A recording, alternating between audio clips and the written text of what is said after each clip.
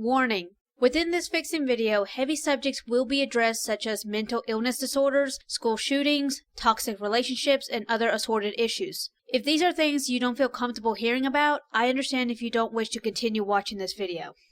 Welcome back for part 3 of Fixing Nubia Real One. This is the beginning of the end. Thank you so much for everyone that's been here since the beginning, and thank you for those who click out of curiosity and probably out of order. I've done it too. Like always, let me give a real quick recap and warning and then we'll start. In part 1, I introduced the original characters along with new ones. The whole point with the first video was to set up the plot and the conflict. In part 2, it was mostly about discovering the cause of the escalating conflict while also focusing on Nubia's family woes. Part 3, unsurprisingly, will bring about the conclusion to everything. Nubia's fractured family, the tension between Blue and Mateo, not to mention the big reveal that I've been hinting but not saying out loud. Finally, this is your warning. If you watched any of the previous videos or read the comic, you know what's going to happen. The final conflict will play out in the form of a school shooting. I need to make this extremely clear as possible. What will take place in the story is completely fictional. It is not based off of anyone or anything, and I do not condone the violent actions of the characters. With all that said, please enjoy the final chapter to the Fixin' Nubia Real One rewrite saga.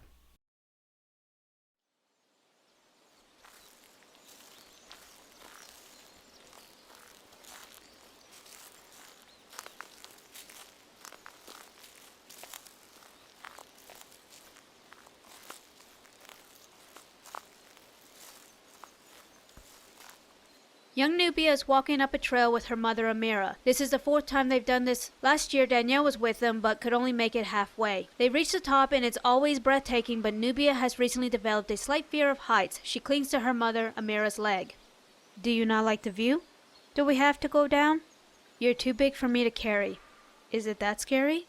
I'm not scared, but Dee is. Who's Dee? I don't know. I do. Dee's a warrior, just like you. Amira starts climbing down first. As nervous as Nubia is, she can't help but want to watch her mother. To her, her mother might as well be Superman. Amira calls for Nubia to start climbing. Young Nubia takes a breath and tells Dee it's time to go. This scene and the location is specifically linked to the next scene and the end of the story. I even featured it in the thumbnail art because it is significant. Given that Nubia and Diana are technically twins, twin gods in this little universe, I wanted to play on that and have some mention of Dee like in the comic. By the way, I made a bit of an oopsie by accidentally naming one of Blue's crew members Dee. I did it before I realized that I wanted to have some mention of Diana. So we don't get the two characters confused, I'm going to change his name to Dre. Alright then, let's move on. Now morning, Nubia hesitantly makes her way downstairs. She sees Amira sitting at the dining table writing. There's breakfast on the table, but no Danielle. Without turning around, Amira informs Nubia that Danielle left to buy groceries. Nubia slowly approaches, but is hesitant to sit down. You shouldn't feel this way around me. I shouldn't have lied, or said what I did.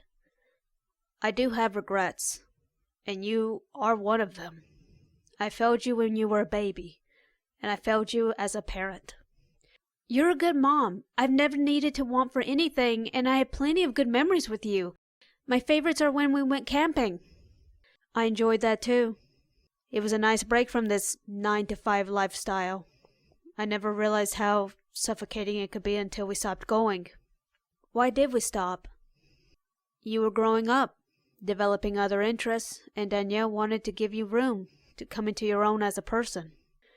Maybe this summer we can go camping again. That would be nice. The two enjoy the rest of their morning as others too prepare for their day.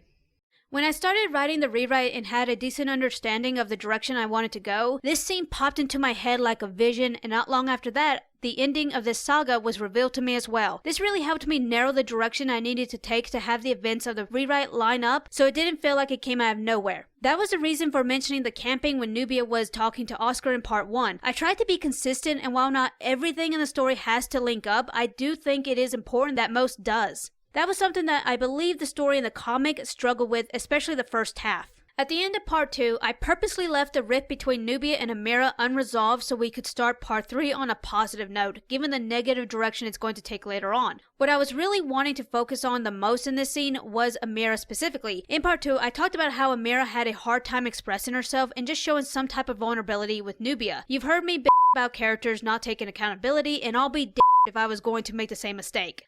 Amira's first words is her acknowledging that she screwed up because Nubia, her child, should not feel nervous or scared around her, the parent. Due to this, Amira admits her faults, opening herself up to Nubia, possibly for the first time ever, which in return allows the two of them to have a genuine conversation. If you listen to the previous conversations between Amira and Nubia, in part 1, Amira was the one leading the conversation. In part 2, Nubia started the conversation, but Amira took control of it. Here, in a way you could say Nubia is leading it, but really it's just a conversation between two people that is tired of masquerading and walking on eggshells.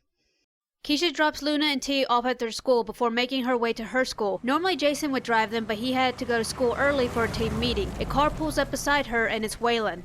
Get in. The hell I will. I want to talk. I said all that I want to say to you at the party, and I've been thinking about it, and you're right. Keisha's flabbergasted at what she just heard. In all the time she's known Waylon, he's never admitted to someone else being right, even when he knew he was wrong. He tells Keisha that he wants to have a heart-to-heart before school starts. Waylon is known to twist other people's words to get what he wants, but Keisha is unsure what he could be after. However, him admitting she was right is throwing her off. Maybe he really is trying to change, and if she rejects him now, he might not go through with it. Keisha gets in the car.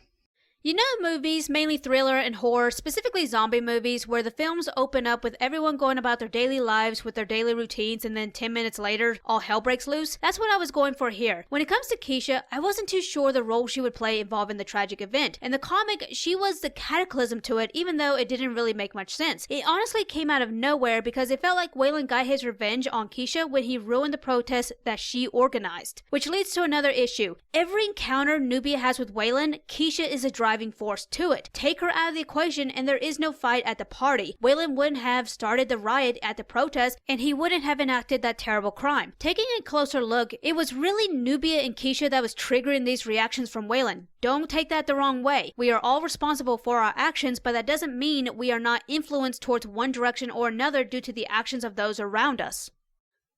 Oscar waits for Lewis to pick him up and take him to school, but he's late. That's a first.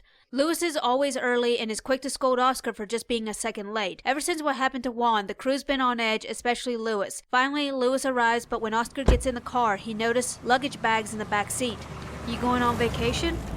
Something like that. What's going on, Lewis? I've never seen you like this except for when you first joined Mateo's crew. Lewis doesn't respond and just starts driving, but he's going the wrong way. Never has Lewis ever once let Oscar be late or miss a day of school. Something was definitely wrong. When Nubia arrives at school, she can't find any of her friends. Jason has his meeting, but it should have been over by now, and Keisha's not responding to her texts. She spots Blue, but something's off. She and the rest of her crew are wearing identical jackets. That's a first. What's with the matching outfits? It's called a school uniform. I mean with the jackets. With everything going on, we thought it'd be best to be cautious. The jackets had padding. Nubia isn't sure how to respond. It's clear what they're preparing for, and as much as she wants to argue that isn't necessary, but from what she's learned about Mateo, it just might be. Nubia gets a call from Jason. His meeting is over, but Keisha isn't responding to his text. Out of the three of them, Keisha is the most addicted to her phone. The bell's about to ring, but the two agree to find Keisha before going to class. When they meet up, they text Keisha's brother Josh, who confirms that she did leave for school. Their family has a system that whoever takes Luna and T to school has to text the rest of the family, confirming that they dropped them off. Josh did get the text. Not wanting to worry him, the friends speculate that they probably just missed her. The bell rings, but the two decide to pass by Keisha's class in hopes to spot her. Halfway there, they hear something that no one ever wants to hear at a school.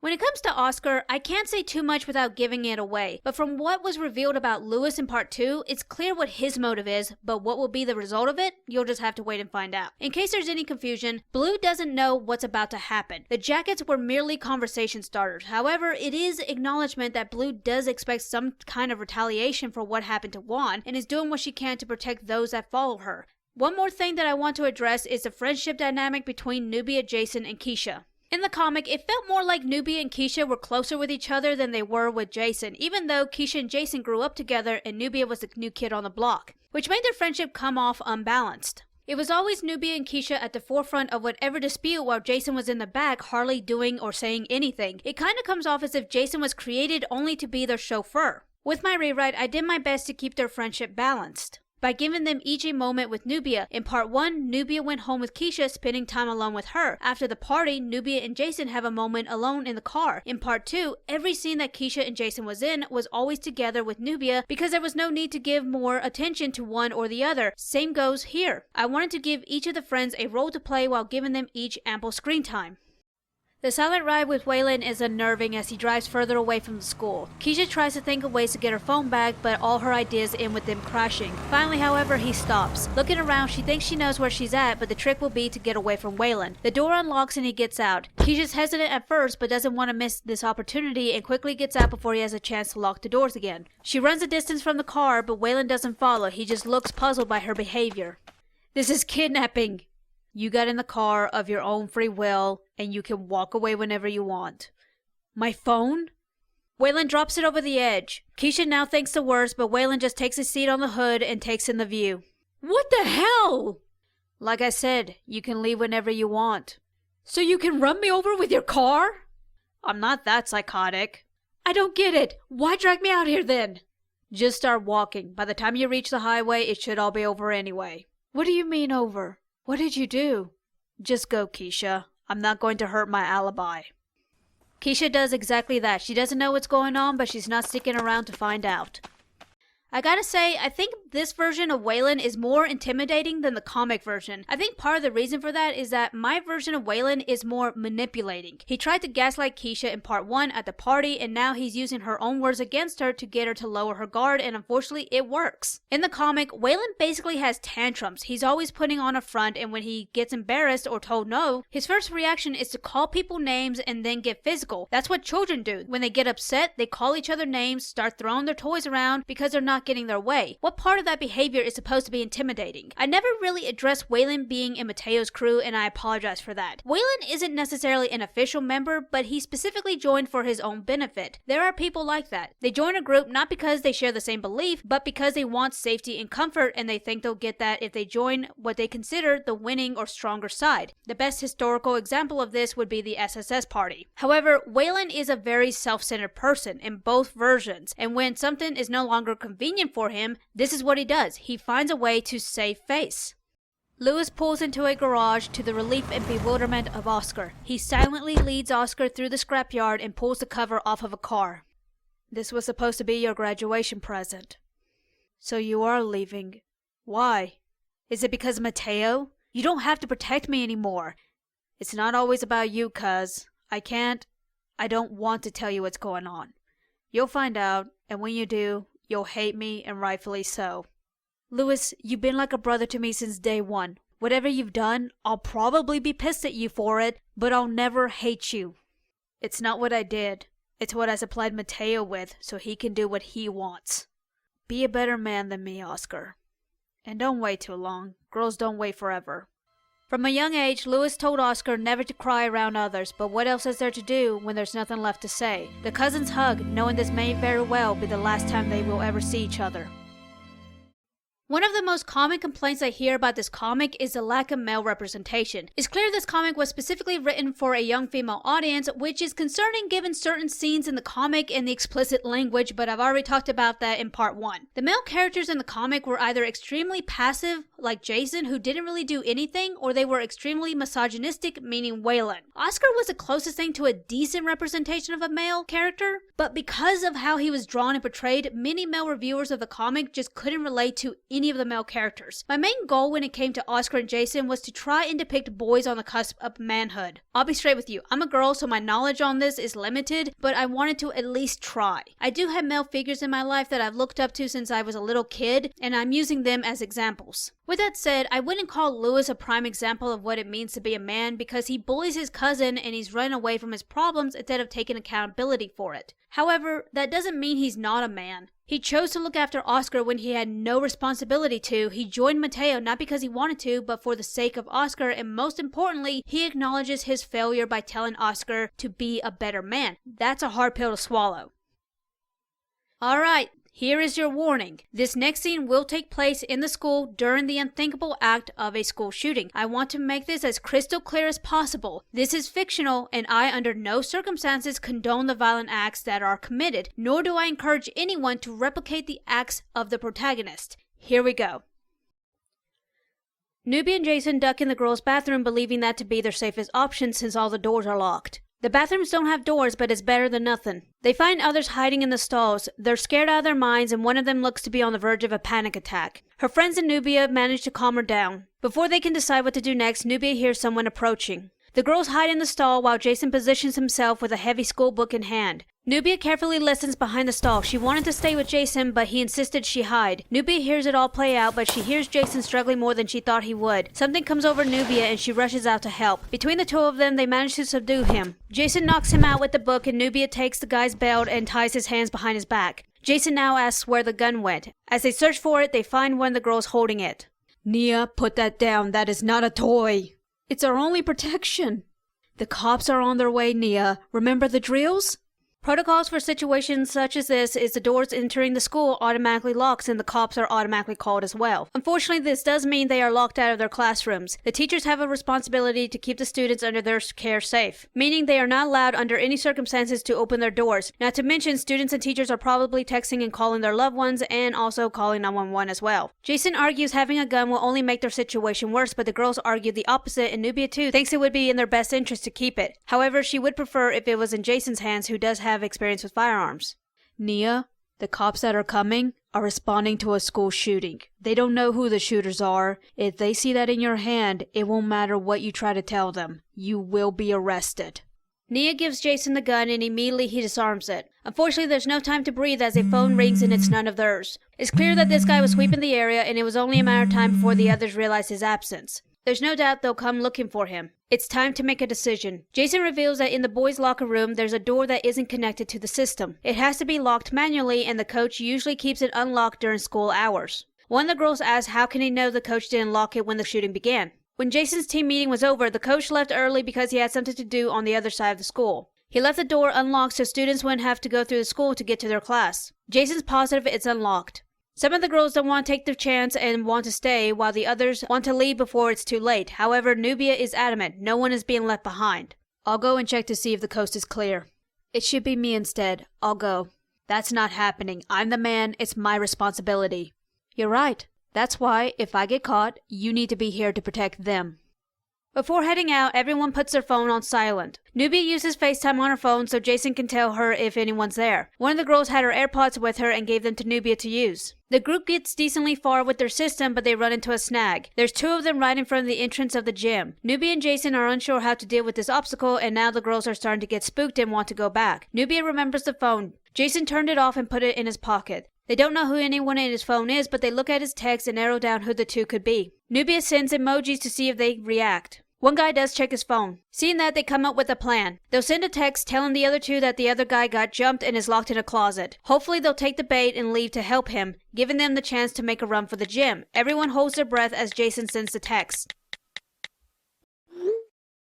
It's no secret that male characters are unfortunately being forced to take a step down so female characters can have their moment in the spotlight. Season 3 of Mandalorian is a prime current example of this, and it's such BS. That is not empowering to women. If anything, when writers do this, they're saying the opposite, that a woman can't stand beside a man. I'm not saying that, I'm saying the writing is depicting that. Because Jason was MIA during the school shooting in the comic, I wanted him to have a more prominent role, but of course he couldn't overshadow Nubia. I figured I'd let them take turns taking the lead until the climax. Because I made Jason's father a cop, I figured that Bo would advise his son on the do's and don'ts of gun safety in emergency situations, making Jason the one more equipped to handle being put in a situation like they are currently. But that doesn't mean he's not scared out of his mind. However, because there are others that can't hide their fear, he obviously feels a need to be strong for them. Same goes for Nubia. I know there's this cliche of how some women swoop in to save the guy, but that's not what happened here. Nubia assisted Jason, but she didn't single-handedly take the guy down. They worked together, and that's the key here. Also, I want to point out that while I have not mentioned much about Nubia's powers, I have been dropping little hints of its awakening, such as her listening in on conversations and isolating the noise. Here is the same thing, but there's an extra element similar to what we saw in part 1 at the park. Nubia's warrior instincts are coming to the forefront. Danielle watches in horror as the incident is reported live. The entire school is surrounded, but police have yet to make their way inside. Danielle has contacted Nicole and Beau, but unfortunately none of their children have contacted them as of yet. Amira emerges from their bedroom and Danielle is taken back by her appearance. Amira has a stern yet tender expression. Through the years of living together, Danielle has come to understand this is Amira's way of saying everything will be alright. I thought if I made Nubia into a strong warrior, it would make up for my failure. But nothing I've done has made it right. You idiot. You being here, watching her grow and giving her someone to look up to is all she ever needed. She needs you too. If not for you, she wouldn't have turned out as perfect as she is. I haven't been a good partner to you, and for that, I'm sorry. Amira, you're scaring me. Thank you for being so patient with me. I want you to always know the day we met, you saved me. Please, bring her home. No more secrets. When we get back, I'll tell you both everything. I had to do it. I know it feels a little out of place, but I do think this does fit with Amira's character. She's an Amazon warrior that will answer the call of the battlefield, especially when it involves her child. More importantly, just like Nubia and Amira had a scene to resolve their issues, Amira and Danielle needed one as well, and it would have been a disservice to do it off screen. Not to mention, this is a parent's worst nightmare, and while I am focusing on the child's perspective of this tragic event, I do believe it is just as important to showcase all parties that will undoubtedly be affected by this. This is your daily warning. We're going back to the school and things are going to get real. The group anticipates as they watch the assailants respond to the text. They make a call, and after a few anguishing moments, they leave. Just like before, Nubia is first, and to the rest of the group's relief, she gives them the go-ahead. They run believing to be home free, but to Nubia's horror, someone yells out to them. He must have been brought in to replace the other two. Nubia's body reacts, tackling him with an aggression she's never experienced before. The gun goes off and she yells to the rest to run. Jason tries to go back to help, but Nubia screams for him to keep the girls safe. To his dismay, Jason leaves her. When they disappear into the locker room, Nubia's aggression dies and he quickly starts to overpower her. Nubia wonders if she should just give up, but the decision is made for her as he's knocked out. Nubia is bewildered, but Blue wastes no time picking up the gun. Let's go, there's a way out. They have Dre and Roxy, I'm not leaving without them. Blue, there's at least 2 more coming, there's no way they didn't hear that. Well, it's a good thing I have this. This isn't Call of Duty, put it down and let's go! Blue walks away, but Nubia can't bring herself to do the same. She grabs Blue, but Blue turns the gun on her. Nubia is unsure how to respond, and it doesn't seem like Blue knows either. Mateo and his crew walks in, spiraling the situation even further. Finally, the head of the snake.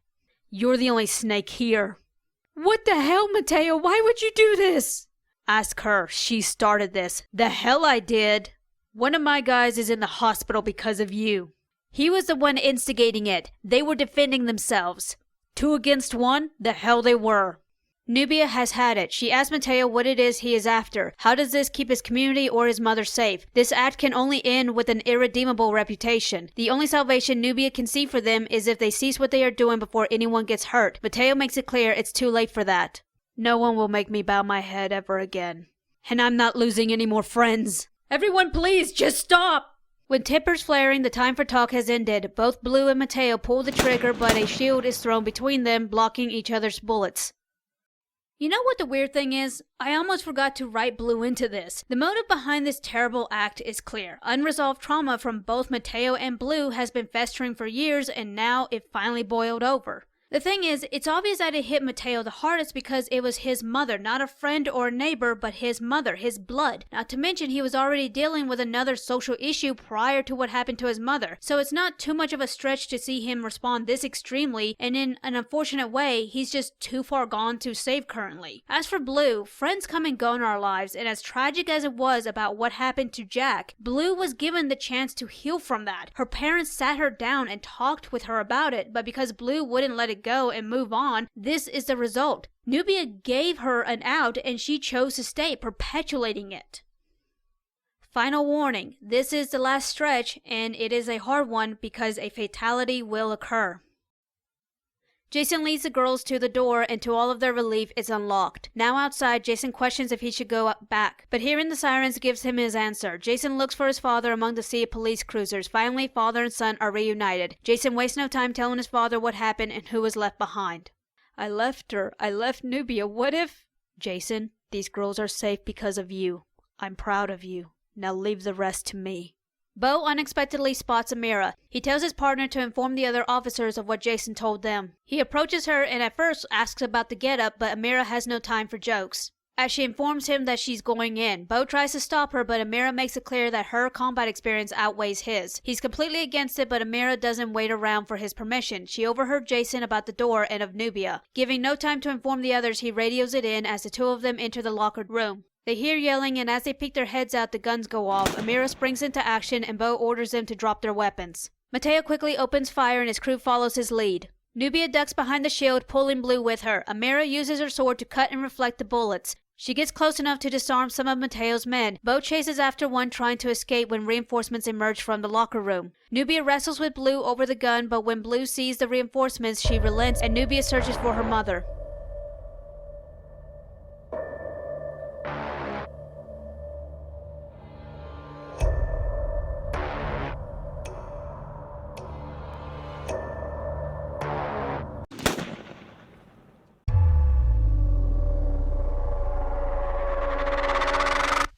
Nubia loses all control.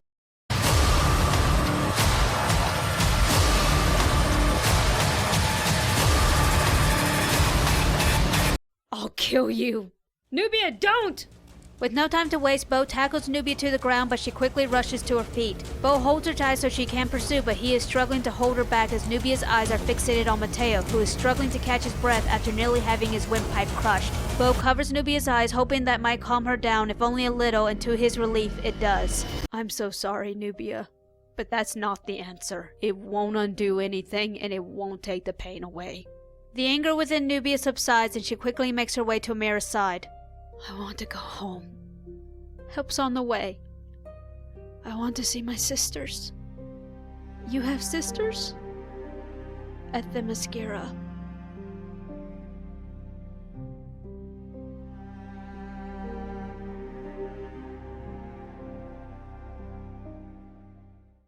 The paramedics arrived, but there was nothing to be done. It was over.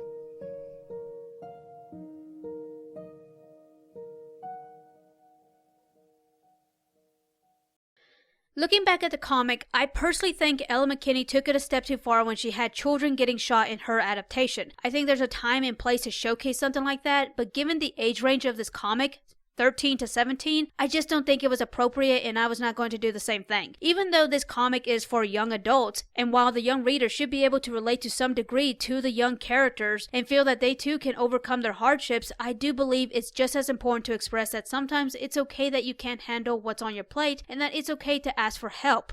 I watched this video a while back ago. I'll link the video down below. It talked about how you shouldn't give your character more than they can handle. That's why I had Jason and Nubia together. It would have been too much for either character to shoulder the responsibility of looking after the safety of these terrified girls. That's why Jason broke down. When he and Nubia separated, the responsibility of those girls was solely placed on his shoulders. When they finally reached that door and the safety that was on the other side, all that weight was taken from Jason, a child, and given to his father, an adult. I originally thought that Bo would have more on-screen time than he did, and I would have liked to have explored his character more, but I never want to add anything just for the sake of it. I always want the progression of the story to feel as natural as possible. Despite Bo not being seen as much, every scene he is in carries weight, which was the goal. First time we see him, in part 1, he is encouraging and thoughtful. In part 2, he listens and advises. In part 3, he is that rock that everyone needs and should have when tragedy strikes. Bo holds his son and lets him cry. He stops Nubia from crossing that line and fights to calm her down so she could say goodbye to her mother. That is a man. I don't know if you were surprised about how Amira's story ended, but in case you're wondering why wasn't her last words some form of endearment towards Nubia or Danielle, it's because she already made peace with both of them prior. Her last words was what she was holding in for the past 16 years from the moment Hippolyta asked her to raise her daughter. This was also to nudge Nubia into the direction of realizing that while her life isn't a lie, there are truths missing from it. Especially with her powers fully awakened now, she knows that she's going to have to start seeking the answers as to why. When the ordeal was over, the reports came in, and surprisingly no one from the school was hurt. The media tried to hail Jason as a hero, but he wanted no part of it. Keisha was picked up and informed the police of what happened. They couldn't press any charges on Waylon regarding the shooting or Keisha, which upset Keisha deeply. A funeral was held for Amira, but no family on her side came. Despite that, the funeral went on. Danielle did her best to abide by Amira's wishes, but some of the final rites proved difficult to complete. When it was over, Amira's urn was placed in a cupboard. It was just too painful right now. Nubia hears Danielle crying, but is unsure how to console her, but she doesn't want to leave her alone with her pain. Nubia awkwardly tries to cheer her up, but Danielle sees through her. I'm sorry, Nubia. It's not your place. You're the child. And you're the widow. That's no excuse when I still have a child to take care of. I'm almost 18. Almost, but not quite. However, you have taken on a lot, and it has helped ease the burden. So maybe you should have this now.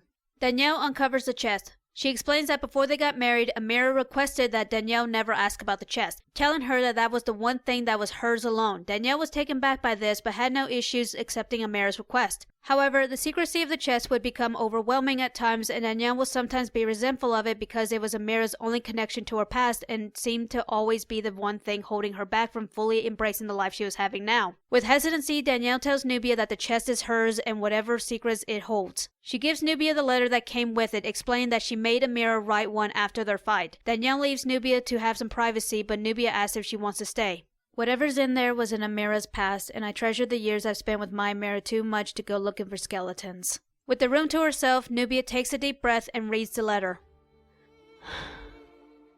Nubia, life is hard and it seems to only keep getting that way the longer we're on this earth. I've lived for a long time, longer than most, so you think I'd know better, but there lies the problem. You don't know me, and I selfishly expected you to let me know everything about you. You're almost an adult now, and it terrifies me that you might never look back, all because I wouldn't let you in. So here, it's my olive branch. I'm a soldier that took pride in my victories. I loved the battle and I relished in my accomplishments. At the time, my greatest achievement was joining the Royal Guards. However, nothing is permanent. A trespasser came and stole something of great importance. I was the one tasked to retrieve it. I traveled long and far, further than I've ever gone from my home, but I did find you. You were so tiny, but you weren't scared. I fought so hard to bring you home, but I ran out of time. Your mother's cries when I had to sail away with you will always haunt me. I thought if I raised you the way I thought she would have, it would have made up for my failure. I see the fault in that now. Think of me what you will. I deserve it. If this is the beginning of our end, I understand. I can't undo my mistakes, and I will always carry these regrets. But watching you grow into who you are, I selfishly hold dear.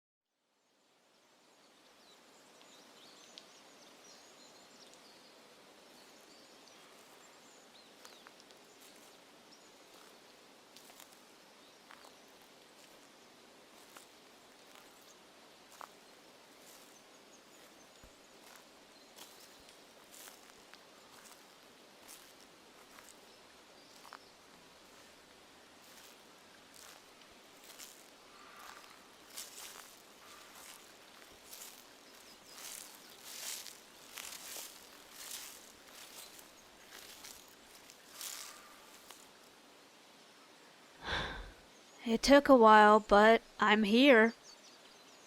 I think there's more trees than last time. I've always loved this view, but you were right. I was scared. I was scared I'd fall. But you being there with me always gave me courage. I graduated top of my class, but I wasn't valedictorian. I'm sorry, I just didn't want the attention. I got a full scholarship, and Danielle's doing well. It did take a while, but we're all now in a better place. But I haven't told Danielle what was in the letter. That was one hell of a thing you sprung on me. If it wasn't for everyone keeping an eye on me, I don't think I'd be telling you all this good news. I guess that old saying is true. It does take a village. I looked it up, but I can't find mention of Themyscira anywhere. All the books and scrolls that was in the chest are in different languages that the apps don't recognize. Just where do you come from?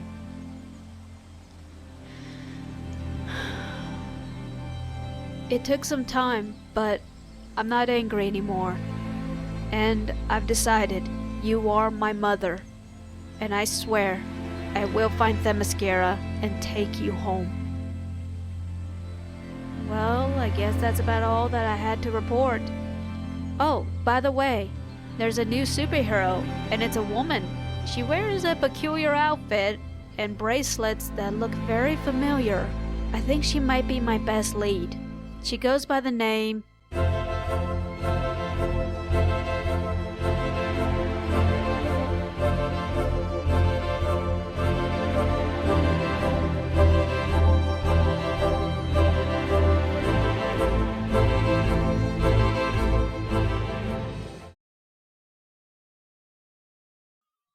Obviously, there was going to be an aftermath. Originally, I had planned to end the story at Nubia's graduation and have her give the valedictorian speech because I wanted to end the story on a positive note. However, the transition from Nubia inheriting the chest to her graduation, it just didn't feel right. I think what it was is that I didn't want to end the story with Nubia in front of an audience. That's not Nubia. That's not this Nubia.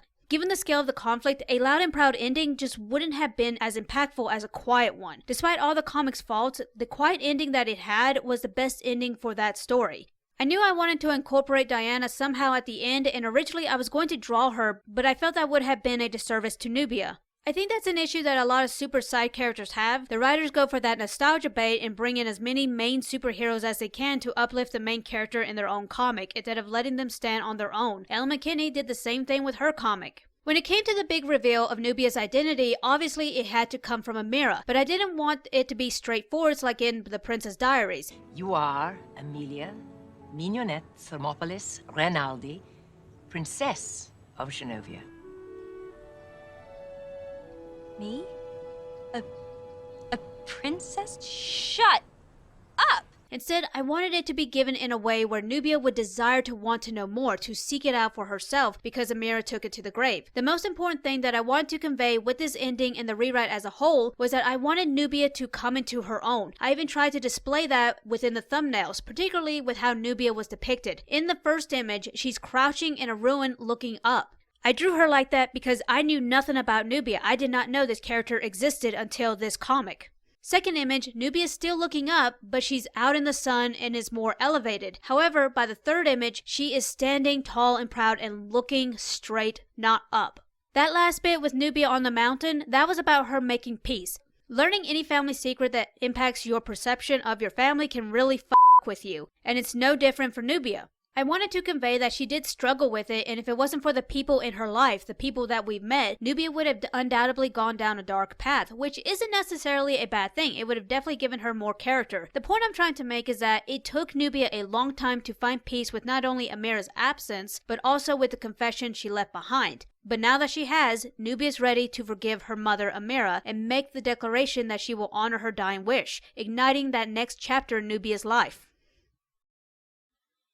That is it. It is done. I was really nervous doing this, and I'm still a little nervous, but I'm glad I did it. I have really enjoyed working on this rewrite while exploring and expanding upon not only existing characters, but also the ones I created. I am aware I deviated significantly from the main plot of the comic. I just didn't feel comfortable recreating some of the more sensitive conversations and the depictions of racism this comic displayed. I know that heavily affected the direction my version took, but I'm still very satisfied with what I wrote. I am aware that my version has its flaws and is probably not preferred over Ellen McKinney's comic. After all, Ellen McKinney's version was telling a specific story to a particular audience. She was telling a coming-of-age story about being black in America. Whether or not she did a good job and it reached the audience it was intended for, that's not for me to say. That's why I heavily diverted from that perspective, because I knew I couldn't tell that story and it was not my place to.